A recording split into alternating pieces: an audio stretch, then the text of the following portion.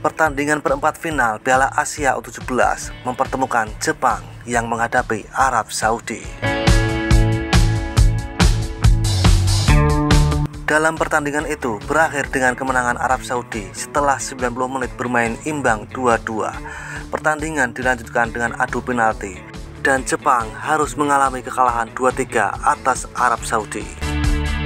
Dengan demikian, Arab Saudi lolos ke babak semifinal, menanti calon lawan pemenang antara Korea Selatan yang menghadapi Tajikistan.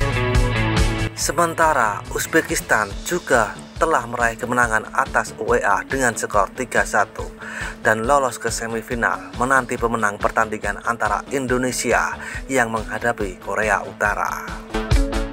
Dengan kekalahan timnas Jepang U17 tentu saja membuat fans Jepang kecewa dan langsung saja ke sana. Seperti inilah beberapa komentar dari fans Jepang, Thailand dan juga fans Vietnam saat timnas Jepang U17 kalah dari Arab Saudi U17 di pertandingan perempat final Piala Asia U17. Cokodot.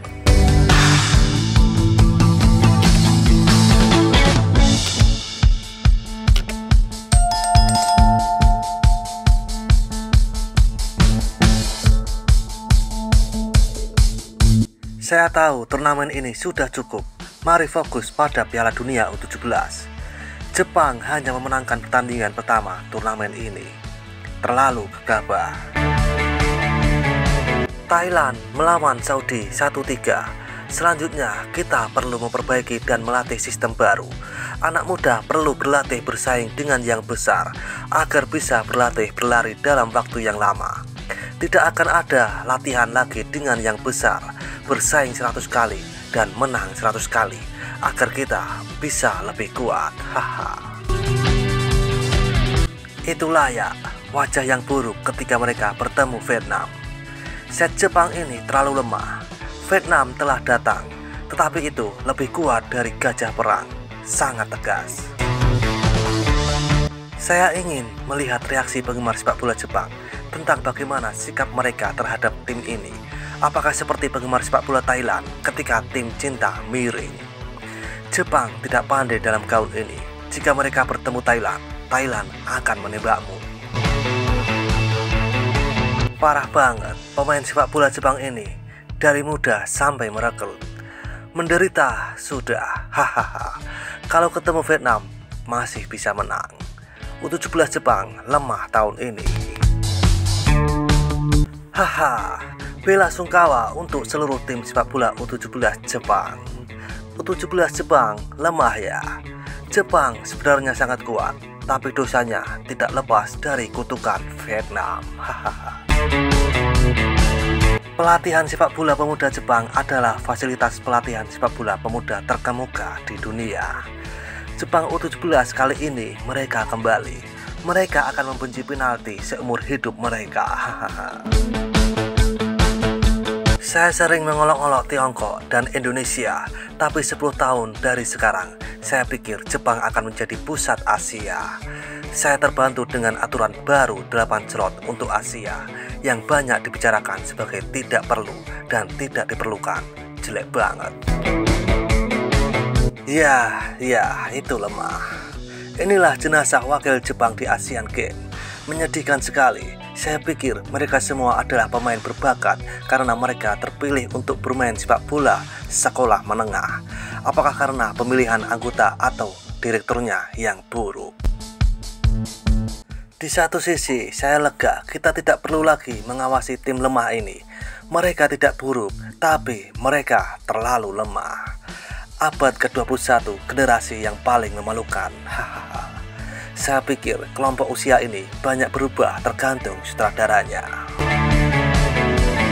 Sepertinya para pemain terlalu sombong di hadapan pelatih, sehingga berbahaya untuk kedepannya. Sejujurnya Arab Saudi juga tidak sekuat itu, tapi tim Jepang terlalu buruk. Biasanya saya merasa sangat kecewa ketika tim yang saya dukung kalah adu penalti. Namun kali ini saya tidak merasa seburuk itu. Sutradara itu sampah. Jika kami memenangkan pertandingan kedua melawan Vietnam, kami akan mampu melawan beberapa turnover. Jika kami melakukan itu, saya pikir kami juga bisa memainkan Asada dan Yoshida di babak pertama hari ini. Begitu pula dengan tim U20, namun pada akhirnya hanya memenangkan pertandingan pertama. Ini mungkin masa kelam dalam 10 tahun. Sayang sekali, mereka hanya meraih 1 kemenangan di Asia. Ini bukan waktunya menertawakan Korea. Jepang harus lebih sering berlatih tendangan penalti. Saya tidak tahu tingkat kemenangan penalti menurut data, tapi saya mendapat kesan bahwa tingkat kemenangan penalti tim nasional di turnamen cukup rendah, terutama di Piala Dunia.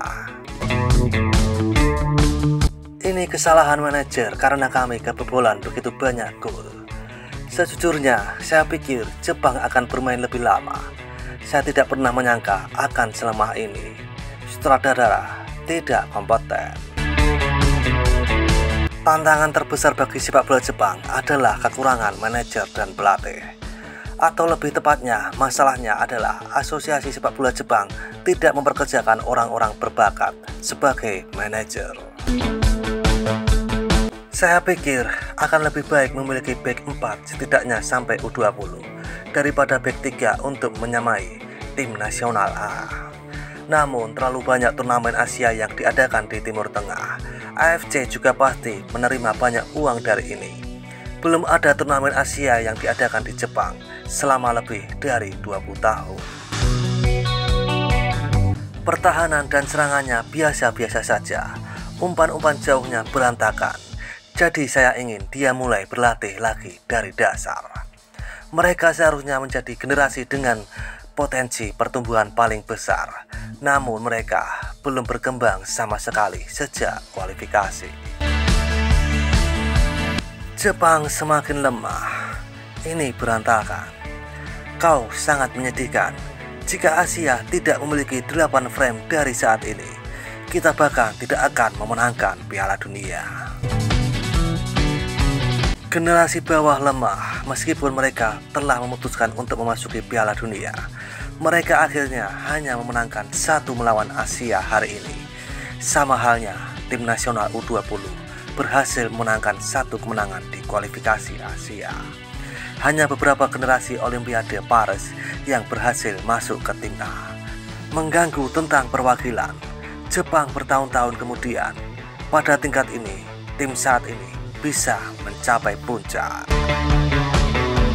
Dan seperti itulah kisah beberapa komentar dari fan Thailand, Vietnam, dan fan Jepang saat Jepang U17 kalah adu penalti dari Arab Saudi U17 di pertandingan perempat final Piala Asia U17 Arab Saudi.